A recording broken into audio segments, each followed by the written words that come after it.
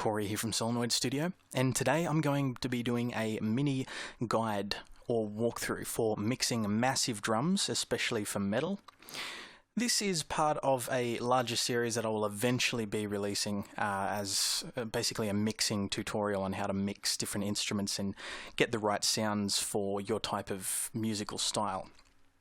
This video is more of a special little video that I wanted to show you, focusing mainly on the kick and the snare and how to get a nice, thick, decent drum sound without sounding too bloated and without falling back in the mix. What we're essentially looking for is a thump and crack with a nice amount of smack.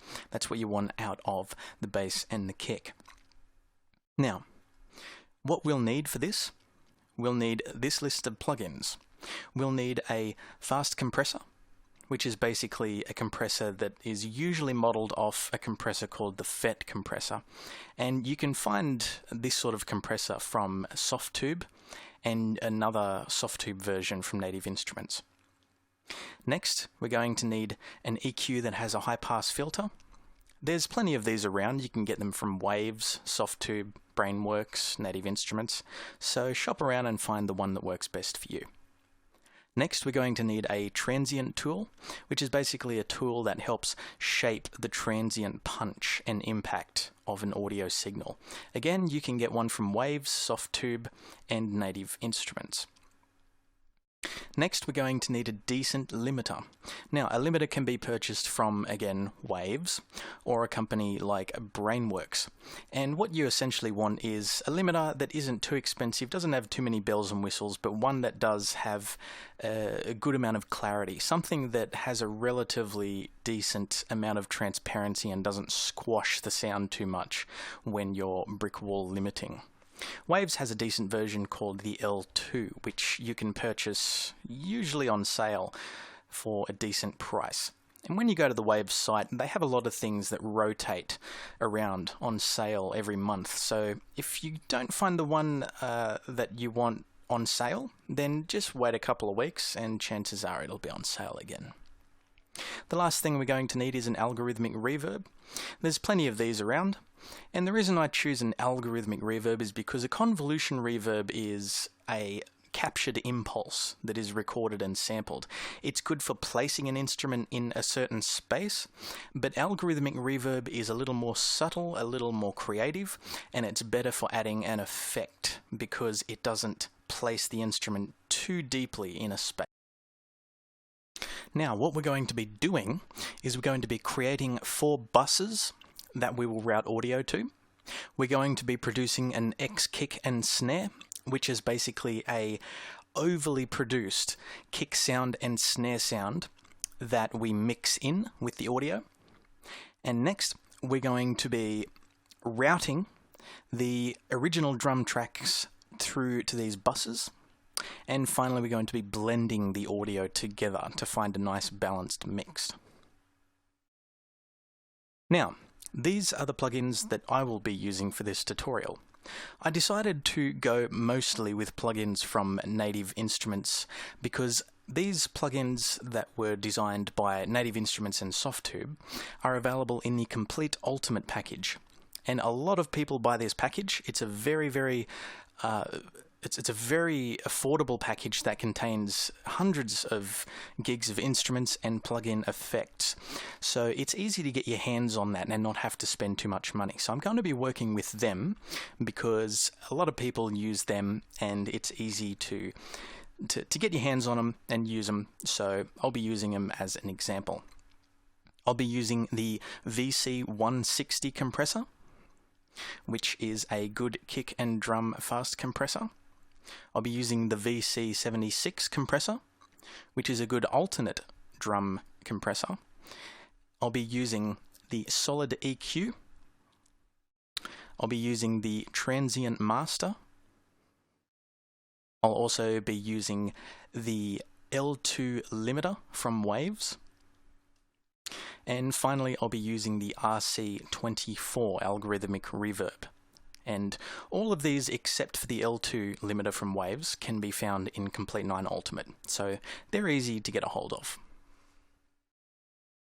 Now, essentially the goal of this guide and the end result that we want to get is we want to get a nice crack out of the snare, and we also want to get a nice thump out of the bass. And what we basically want to do is we want to combine different elements of our audio. The original drum track, which is unprocessed, we always leave that unprocessed so that we can make changes later on, and the buses. Now we'll be using 4 buses, 2 for the kick and 2 for the snare. We won't be covering the overheads or the rooms or the toms. This video is just to be covering the kick and snare. Now, this mixture of audio signals is what we'll be using to get the massive snare sound that has a nice transient punch, plenty of highs but plenty of body, and the massive thump kick sound that has plenty of low end without taking up too much of the audio space, but that also has a very defined smack. So, here's where we start. We've got a drum track here. Let's just have a quick listen to the original audio.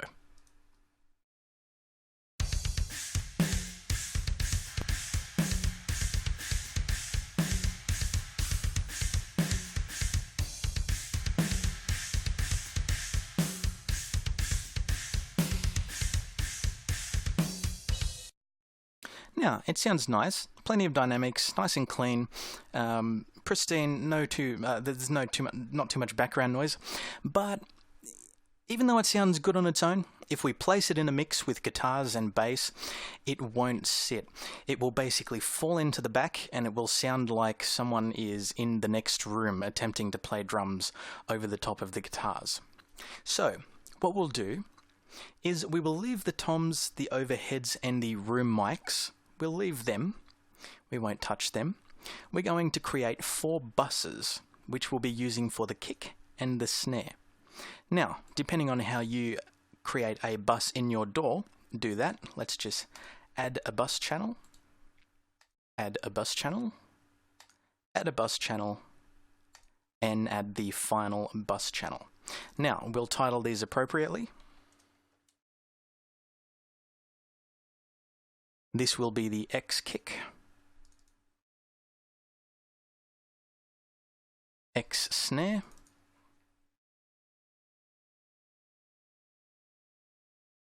the kick bus,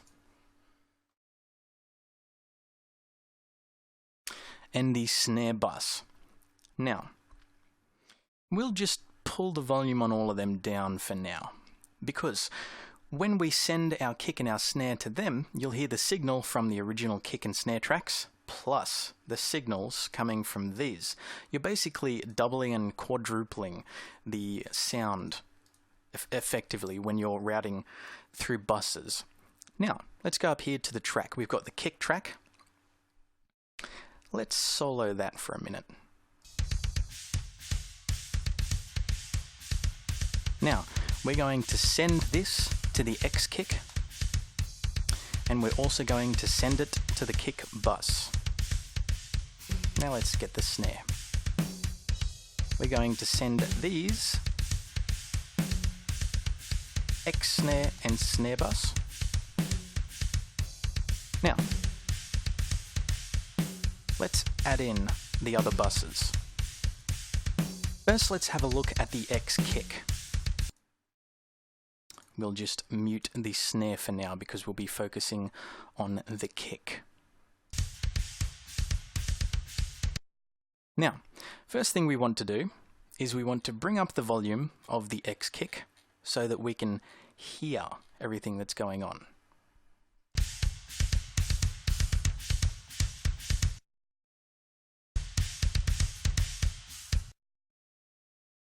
Now, you'll notice when you try to mute the original kick track in order to only hear the track from the X kick, you'll notice that the sound disappears because we are sending the original kick track to the X kick.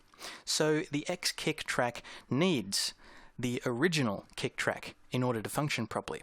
And this will happen the same with the snare. So how do we work out that? Well, let's select both of these tracks and add a mix bus So we'll add a bus for the selected tracks. Now this bus won't work as basically a side chain which allows you to hear both the original and the bus. This bus acts as a volume control for the final audio output for the kick and the snare. Now watch what happens. We'll just mute these buses and solo the bus.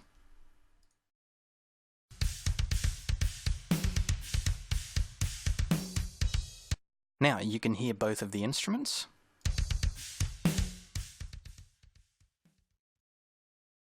And now that we've muted the bus, we don't hear the audio from the original kick and snare anymore because it's not reaching our master fader. However, if we bring the X kick in, now we can hear the X kick and only the X kick. So now we can focus on mixing the X kick without having to hear the original sample being played at the same time. So a overall mix bus is a good thing to have if you want to keep the mixture of your original tracks and your buses in control. Always a good thing to do. Now, we're focusing on the X kick now. We can only hear the X kick track, and this is where the production starts.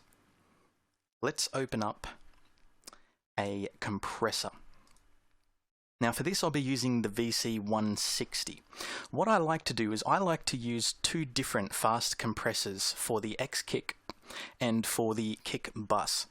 I don't like the X kick and the kick bus or the X snare and the snare bus to sound like they've been produced the same way, because you increase the chances of getting phasing issues when you layer the samples on top of each other or layer the tracks when you bring the tracks up.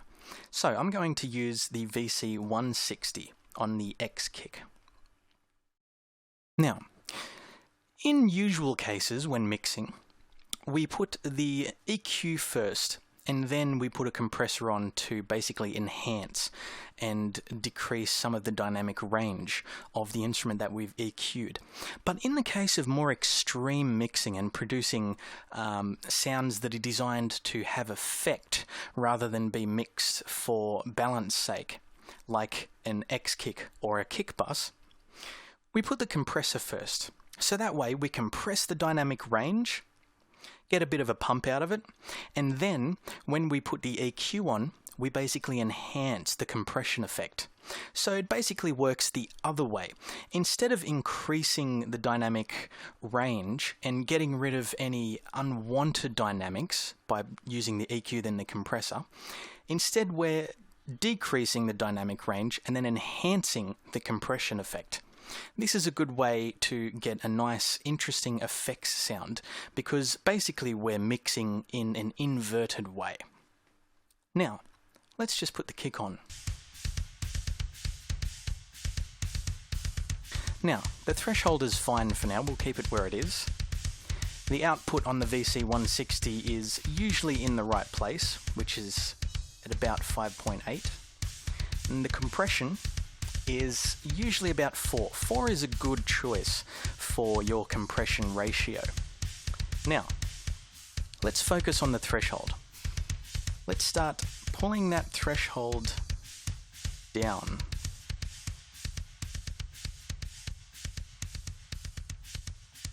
As you'll notice, the dynamic range decreases and you get a pumping effect.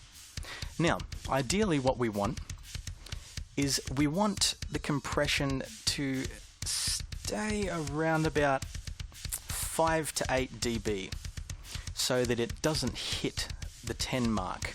So we're compressing 5 to 8 decibels. You get a nice slappy sound out of that. Now that we've got the nice slapping sound, let's move on to the EQ. You've got the solid EQ here. Now, for the X kick sound, we want it to have a very defined character.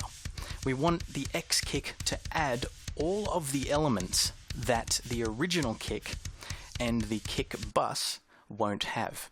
So what we're going to do is we're going to increase the low frequency of that kick to give it a nice, powerful boom.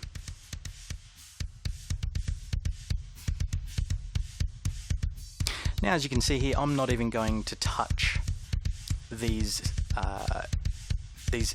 EQ ranges. I'm just going to do it all on the default settings to make it easier for you to see. Now we've got a nice low boom going on here. And what we're going to do is we're going to lower the low mid frequency just a bit and lower the high mid frequency a lot. So now we've got a really dull booming sound on the bottom. Now we're going to increase the high frequency basically up to maximum so that we get a nice smack on top of the boom. Now, for the high pass filter, I usually like to keep the high pass filter on because the high pass filter tends to add an extra kind of affected element of the bass. When you turn it off, you get the full effect of that booming bass, but the full effect of that booming bass tends to get in the way of other instruments like the bass guitar, and also in the way of the kick bus and original kick instrument. So I like to filter out some of the lows so that I only capture a specific type of boom. As you can hear, it's a little thicker down there.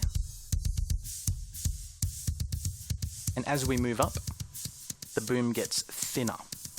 Now, let's set that at around 75.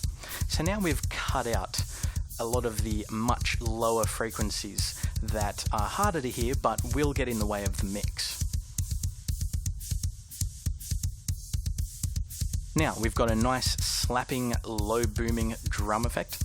This wouldn't be a good sound on its own, but think about what you're going to do when you finally mix it with the original sound. Let's move on to the transient master. Now, this transient master is a simple one. It basically affects the attack and the sustain of the audio. Now, let's set the attack up. This will cause the bass to have a bit more of a clicking sound, so you get all of that treble out.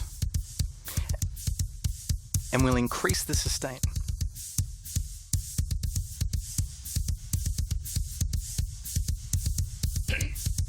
Now you notice as we increase the sustain, you get an even bigger boom. It basically enhances how we've EQ'd the instrument so far. If we were to pull the sustain down, we would tighten the sample. But we don't want to do that for the X kick. For the X kick, we want a lot of attack and plenty of sustain. We basically want it to sound almost synthetic. Now, this is where the limiter comes in. I'm going to go down to my waves limiter.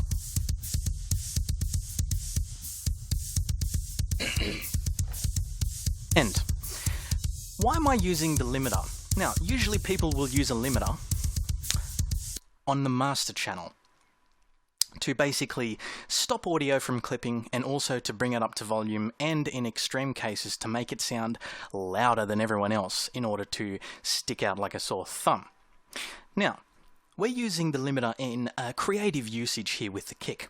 So what we're going to do is we're going to stop the kick from affecting the limiter that we'll end up putting on the master track when we mix the song and finish the song.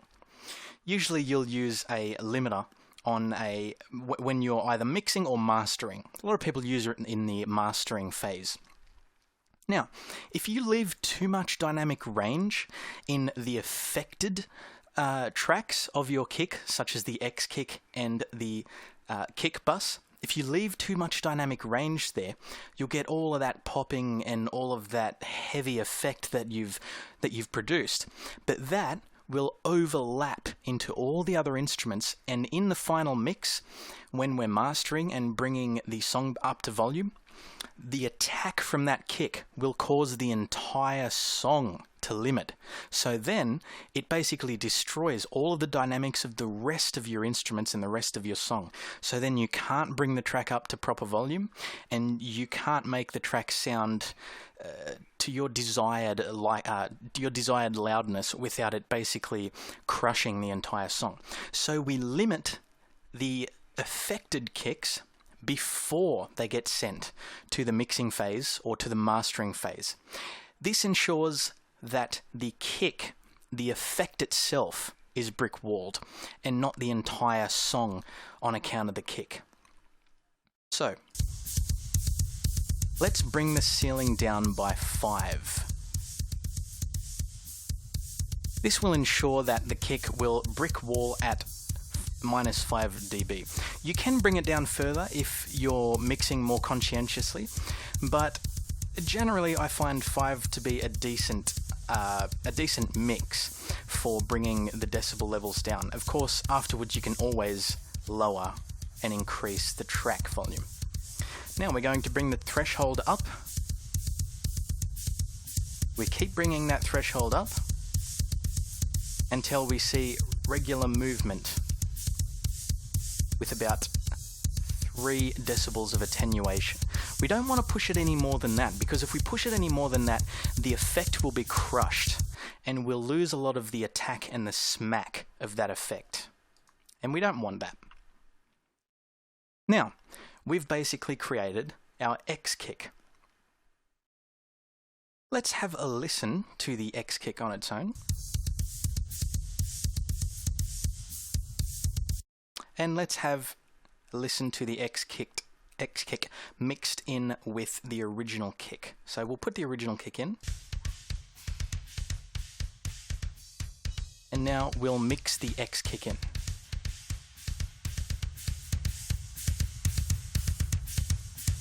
As you can hear, it already sounds fatter with a lot more smack and edge.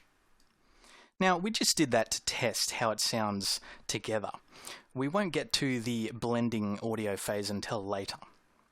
Let's move on to the kick bus. Now, for this, we're going to take out the audio for the X kick because we don't want to hear the X kick anymore.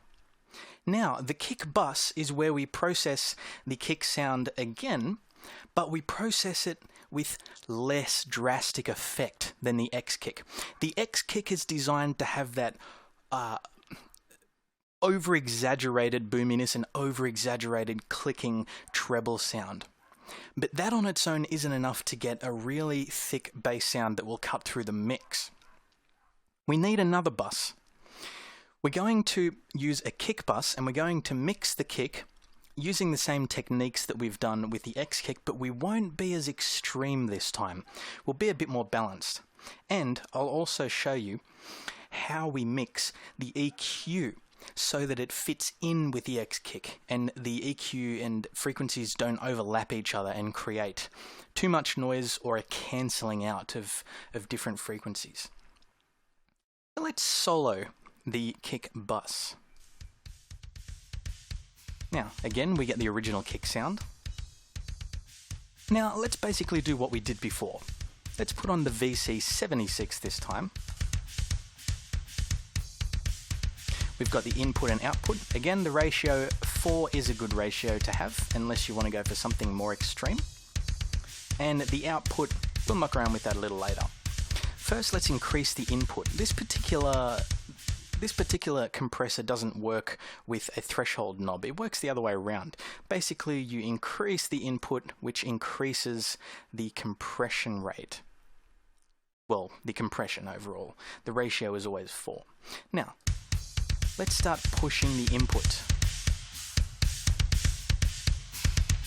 You'll notice it getting louder, but you'll notice it doesn't have the same pumping effect as the other compressor because we don't want as much of an extreme effect for this kick bus. Now, we want it to peak at about -3 there. We don't want it to go over that, otherwise it will sound squashed. So we'll keep it at about 3. Now we'll lower the output so that it doesn't sound too loud while we're mixing it. Now, we'll pull in the solid EQ, and here's where it gets interesting. We won't use the high pass filter because we've already used the high pass filter in the X kick. So we'll leave this one untouched. That way we get a natural sound from the kick bus and a more processed sound from the X kick. Now, here's where it gets interesting. When we mix for the kick bus and the X kick, we don't want to mix the same way, because if we mix the same way that we did with the X kick and accentuate the same frequencies as we did before, what we'll end up with is a ganging up of the same frequencies. And you'd think that this would enhance the frequencies and make it sound even louder. But contrary to that, what tends to happen is as you introduce more of the same frequency, it becomes washed out and it kind of cancels itself out. So when you add more high frequencies to this kick bus and then mix the X kick in, instead of hearing doubly high frequencies, it will actually sound duller. But when you move the high frequency down on the kick bus, you'll notice it'll start to sound even sharper because it's allowing the X kick's high treble to breathe. What essentially we are doing here is we're working like a puzzle. We have the bass and the highs that we accentuated on the X kick, which basically serve as two prongs.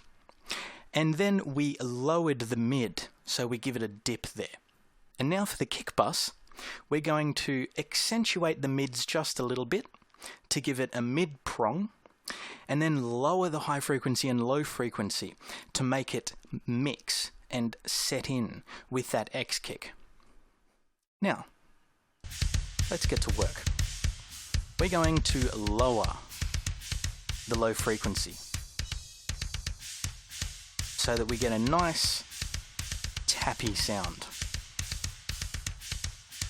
We're going to accentuate the high mid frequencies, not too much, just enough for it to have a little bit more character. We'll leave the low mid frequencies untouched. Now we're going to lower the high frequencies. Lower that to about the same rate as the low frequencies. Now, what you can hear is you can hear a defined mid smack from the kick. And what essentially you are doing is you've got your original full dynamic range on the first original unprocessed kick. What we're creating is we're creating an accentuated mid that will mix with that dynamic range.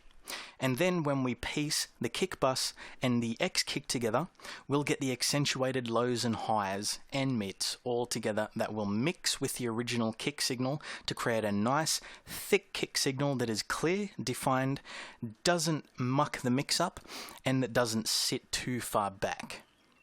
Now, let's keep on with this. Let's open up the transient master. Now we're going to increase the attack of this kick as well because it needs a bit more attack, but we're not going to increase it that much because we've already got plenty of attack on the X kick. We'll just set it to 10.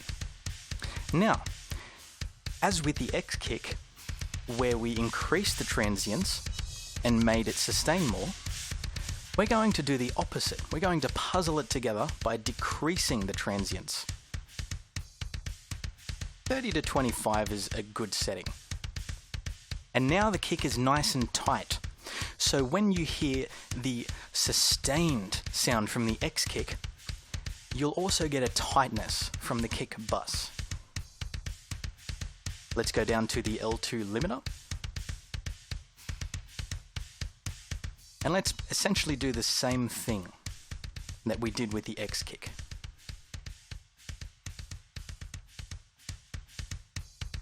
Let's keep pulling it up.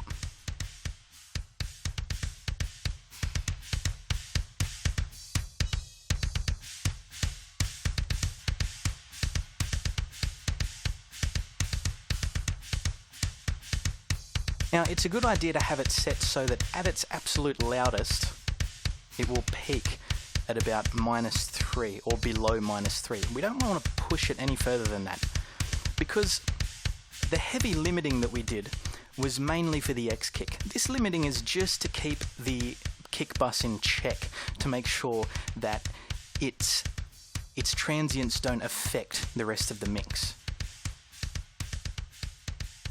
Now, let's bring in the X kick.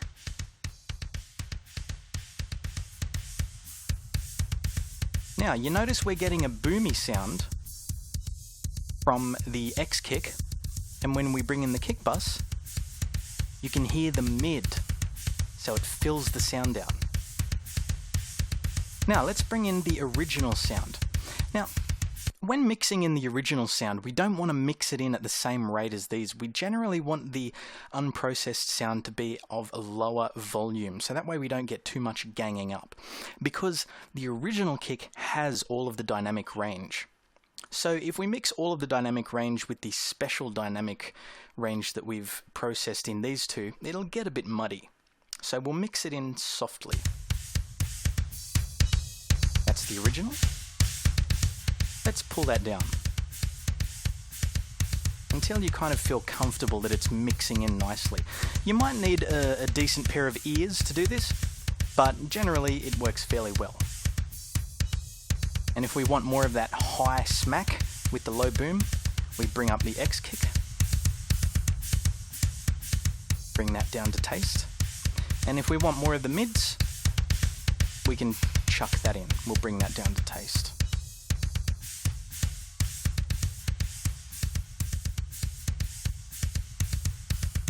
Around about there sounds alright. Now we'll just mute the original ones. Now we've created the kick. Now, it doesn't sound like much generally, but when it gets mixed in with the guitars, it will punch through, and it won't take up too much of that stereo space because we've limited the actual kicks. We're going to get a nice, clear, defined sound. And as you can see here, it doesn't push too far. Obviously, generally, if you're mixing, you would take the master fader down a bit more, or take the tracks down a bit more so that we get even more headroom. But for this example, we need it to have a little louder so that you can hear it. Now that we've done with the kick, let's move on to the snare. Now, let's just mute all of those things there. We'll also mute these channels. We don't want to hear the room. Now, we'll solo the snare.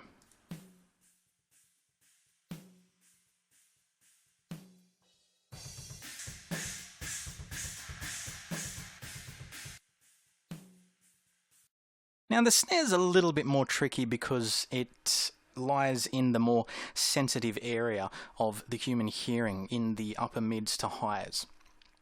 So what we're going to do is we're going to make sure that nothing else is on except the snare. So that way we can only hear the snare sound. Now, we'll turn down the bus and we will put on the X snare and bring that up. Now we can only hear the snare. Now, let's get ready to start producing the massive snare sound. Again, let's do what we did before. Chuck in the VC160. Lower that threshold.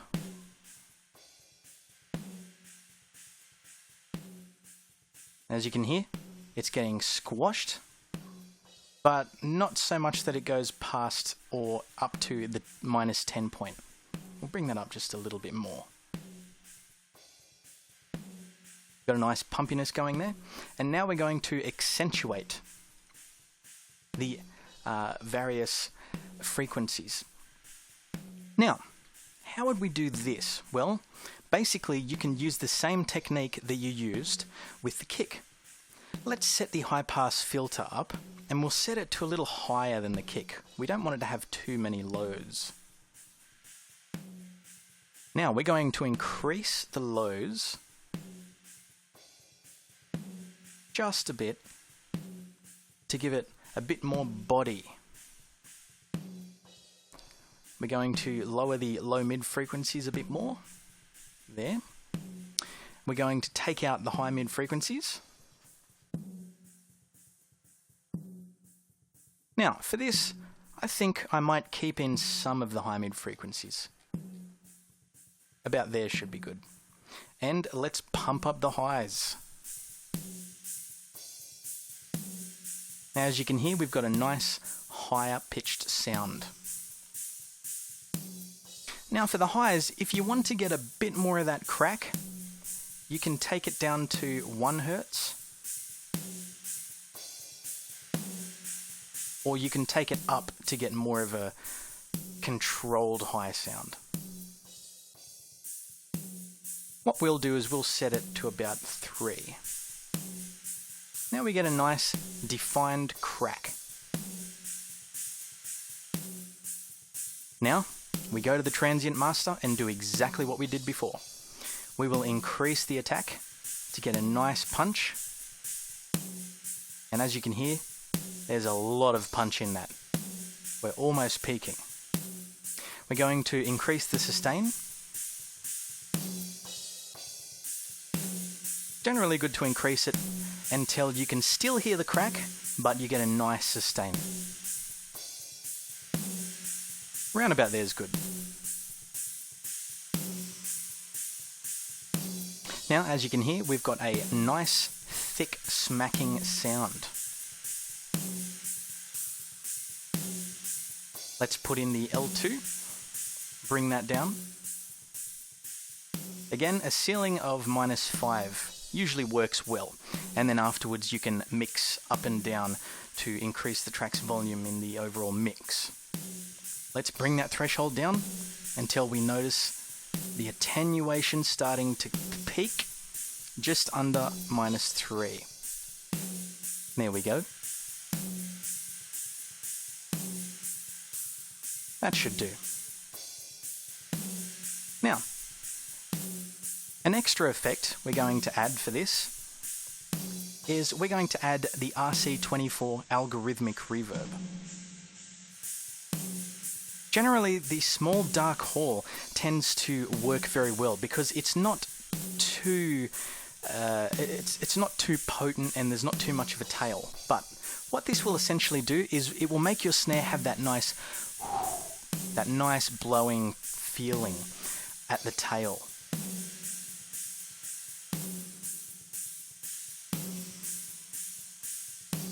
So now we've got a nice reverberating ringing snare. That's the X snare. Again, let's have a little listen. Let's mix in the original snare.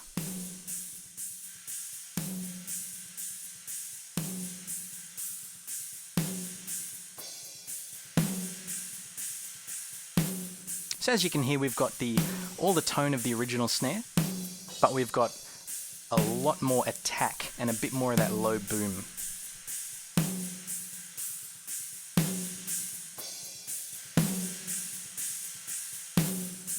And we'll take that down. Now, what we're going to do is we're going to go to the snare bus. We will take down the X snare for now. And we're going to do exactly the same thing as we did with the kick bus. We're going to mix to taste. Let's chuck on the V76 and increase the input until we start to get around about just above -2 dB of compression.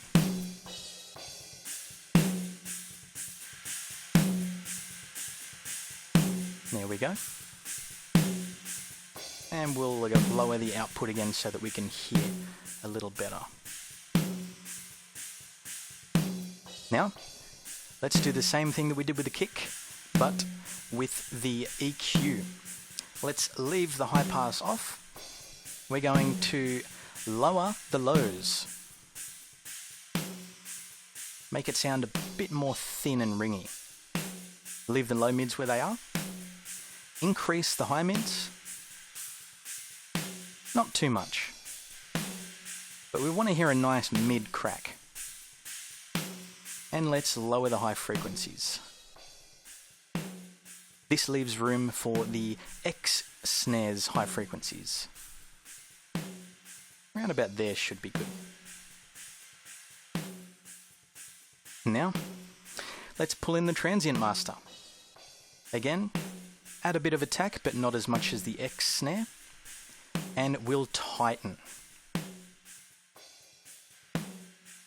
But now there's less sustain, it's more defined. Around about there should be good. And finally, let's apply the limiting. -5 ceiling.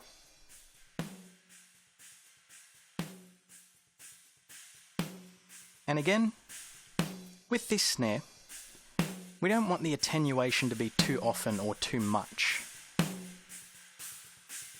Round about there is good. As you can see, on average, it's pumping not as much attenuation as the X snare. Now, let's mix all 3 snares in. Again, don't mix too much of the original in. We don't want there to be too many dynamic responses within the frequency range. And let's add the X snare. Now, as you can hear, massive crack. Now we've got these up pretty loud, so as you can see, it's pushing the master fader. Let's just take this down. Take this down. So we get a nice crack. I think that sounds good. We get a nice mid, might loosen that a bit. That nice high and the boom, and the subtle reverberation of the snare. Now, what we're going to do is we're going to tastefully add in the other channels. Let's start adding the original X kick. Actually, we better solo the... Yeah. There we go. We're soloing the original kick as well, so that comes into the mix. Now we want this to be a bit more subtle because the natural dynamic range, we don't want it to interfere with what we've done. So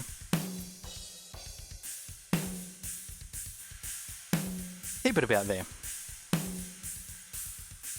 Now let's start bringing the X kick in.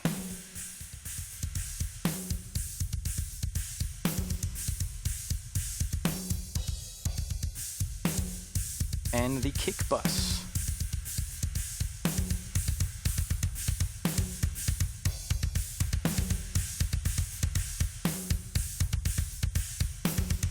Now we'll bring in the rest of the channels and the bleed from them.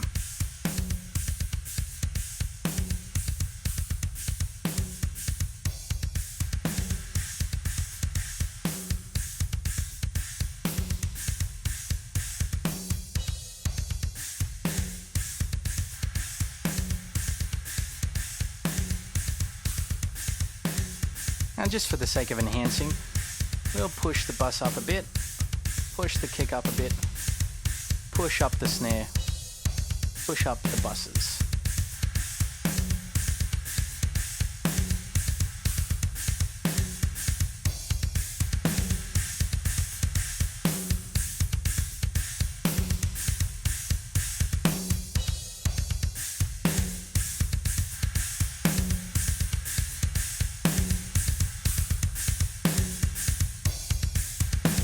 Now obviously, this is something that you'd be doing during the mixing phase, getting it up to the proper levels.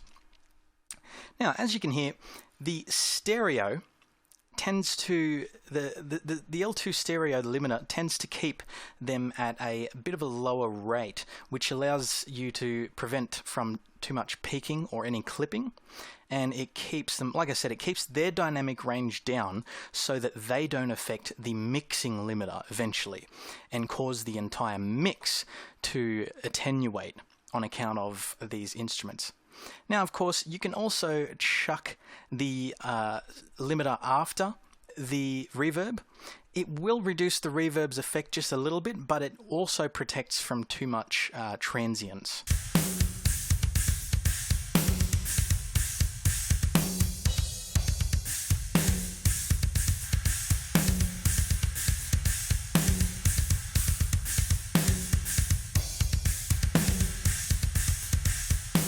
As you can see, we don't even need the original audio for it to sound great.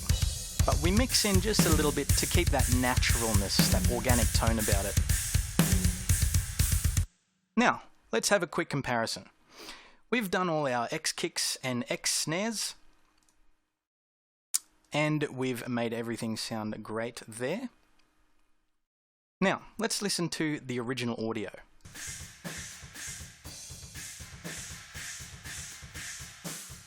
Let's just bring the bus up. That's how the original sounds.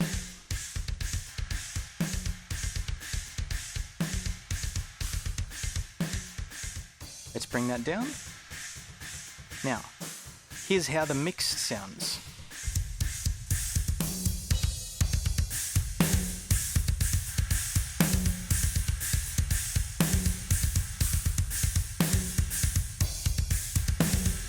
As you can see, we're not using up too much headroom, considering that we are playing this generally a lot louder than we would during the mixing phase.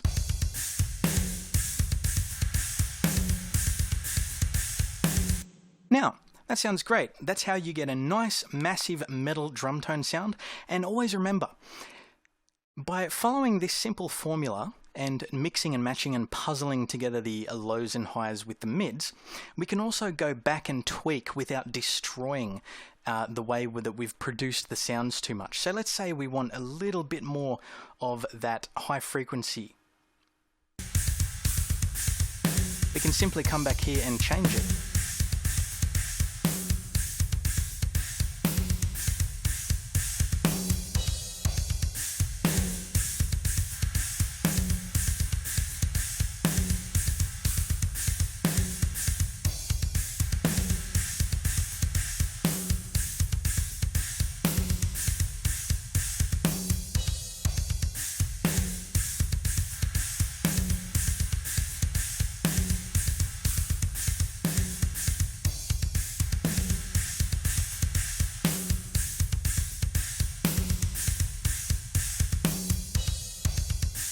As you can hear there, nice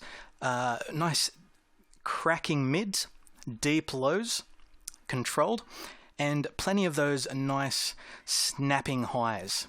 Like I said from the beginning, you want a good thump and a good crack with a decent amount of smack.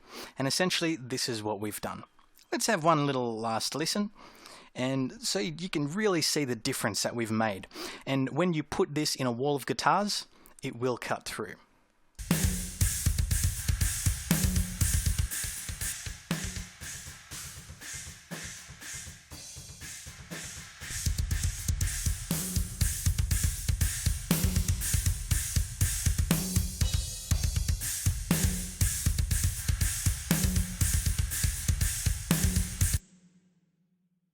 And, of course, that was without even mixing the overheads in the room. You can get even more definition if you judiciously mix the room bus and get a little bit more highs out of that and take out some of the lows so that the bass can fit in, especially the bass guitar.